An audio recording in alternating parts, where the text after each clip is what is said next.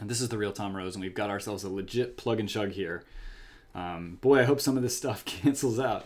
Let's plug away and see what happens. So 1 over 2x is 1 over 2 times 3 plus 1 over 3 times y, which is negative 2,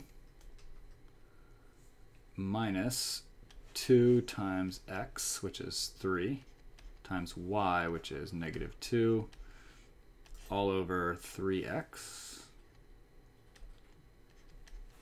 plus 2 times y.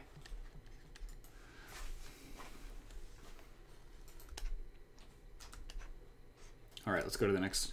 So this is 1 over 6 minus 1 over 6.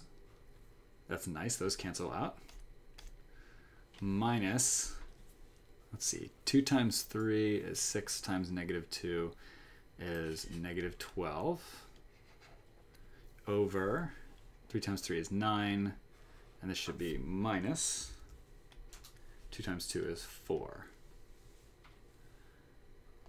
So let's keep going. We have, let's cancel out these two negatives. So minus negative 12, for example, this is just equal to 12 over 5. And that is one of our answer choices. So that was not as bad as I thought it was going to be.